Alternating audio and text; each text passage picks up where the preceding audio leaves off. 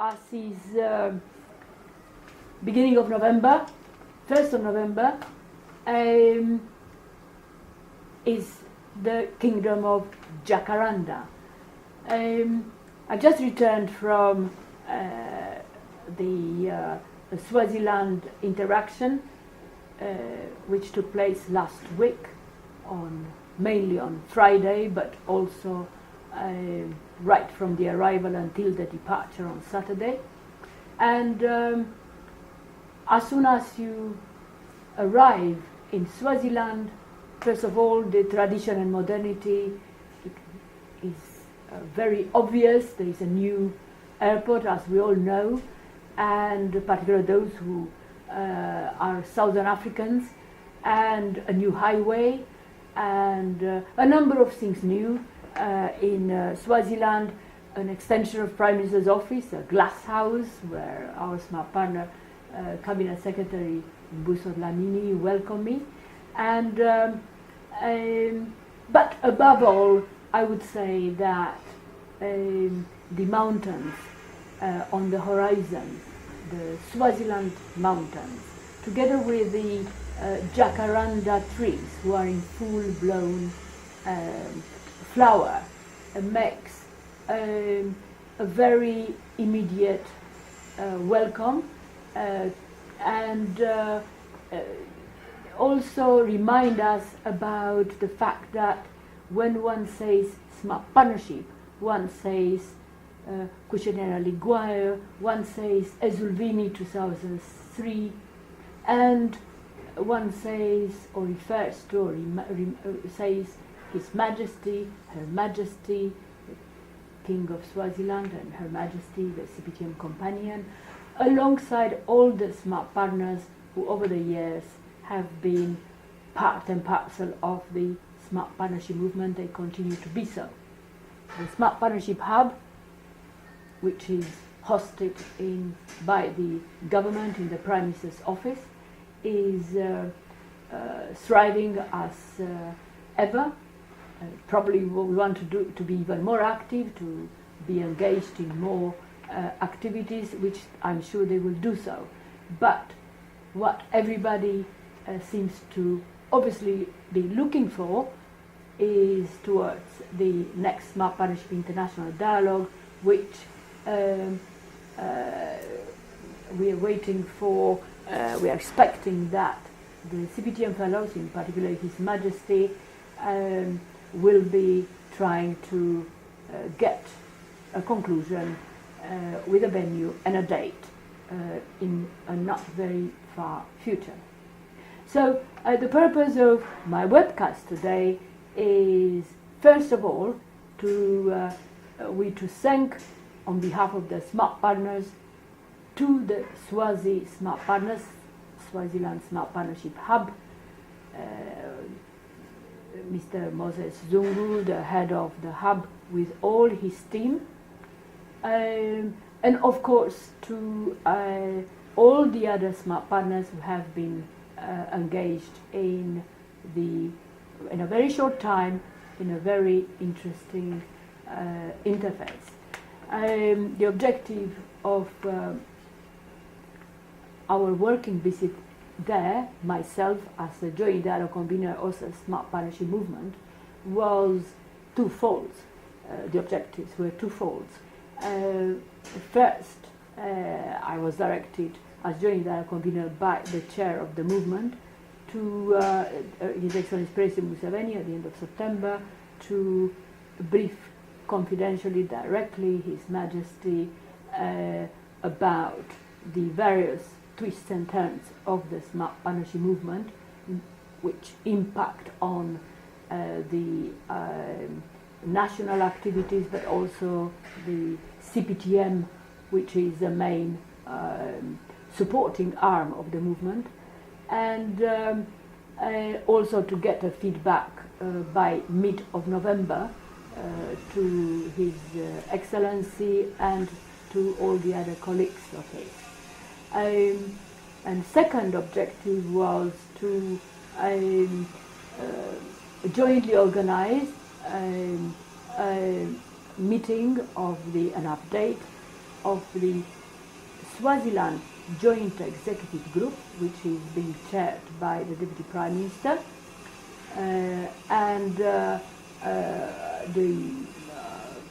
at the time on Friday, we were pleased that the Minister of ICT moderated on his behalf, and that took place on Friday morning at the Deputy Prime Minister's office, with the participation of various JG members, as well as His Majesty the King of Swaziland's representative of the Council of Advisors.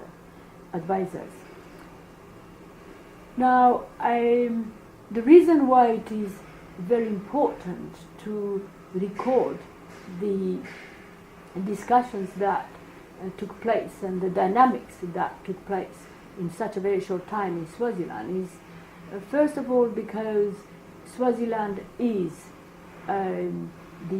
representing within the movement the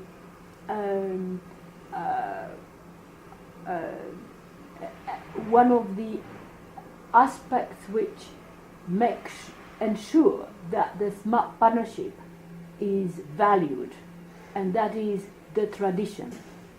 And one of the main things which has been, I'm very glad to say so, reflected in the media, for instance, on Saturday, in Observer, was that Smart Partnership Movement, CPTM, praised Sibaya for upholding smart partnership principles. Now, Sibaya is a traditional get-together of His Majesty, inherited for so many years, hundreds of years, where the way is taking place is a smart partnership dialogue between the nation and His Majesty. And the smart partnership dialogue that took place in Ezuvini was considered as making an input in a modern way towards the maintenance of the Sibaya, which in itself has smart partnership principles embedded in it. So obviously the JG meeting has been looking into various possibilities of sharing experience between the inclusion initiatives and various developments that took place and the Swaziland development. And that is reflected in the records that I'm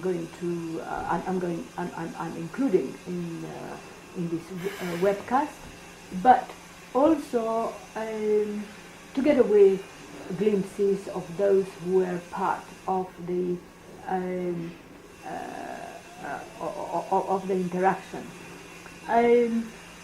We had a very great support, as usual, from one of our founder directors on CPTM board and JG member, both part of Swazi JG member as well as Smart Partnership Movement JG member, Dr. Gideon Makolela, but also smart partners such as His Royal Highness Prince David, the Chief Executive also of TBO, A.T. Lamini, among others. And I'm very grateful to all those who have been participating and actively trying to interact with me during the short time that we were there. And we rely on Honourable Prime Minister and the Cabinet Secretary and the smart partners as a whole in Swaziland to ensure that the message from the chair of the movement is being passed on to His Majesty. His Majesty we wish him a very peaceful seclusion. His Majesty entered the traditional seclusion on 30th of October, and we hope that he will be able to, through the Prime Minister or the Prime Minister, to feed back to the chair of the movement in November, by middle of November. The Swaziland interaction was part and parcel of the invitation also that CPTM made, and myself as chief executive on behalf of the board and our chairman Tansri Omar made to the annual general meeting, the 21st annual general meeting, that will take place on 9th of December. There have been a number of communications already and emails directly and personal to all the registered members of CPTM. Registered members of CPTM are governments in the Commonwealth, each and every government in the Commonwealth, and alongside public-private sector institutions, as well as professionals, networking members. Those who are not registered members yet, I'm very grateful to for paying attention to the AGM as per tradition and trying to become a member, to join the CPTM. Being a member of CPTM is a little bit more than just being a smart partner.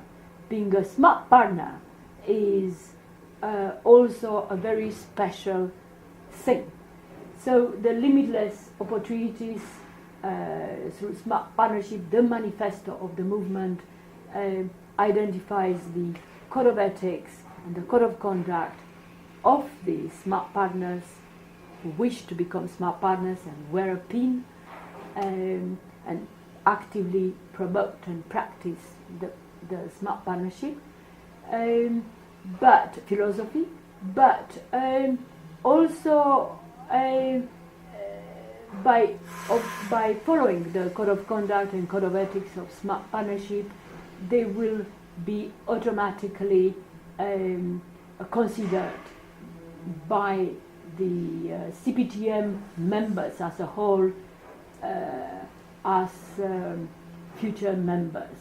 The CPTM has the code of conduct, the code of ethics as a company right from the beginning in 1995 when it was set up, and that has embedded the smart partnership principles.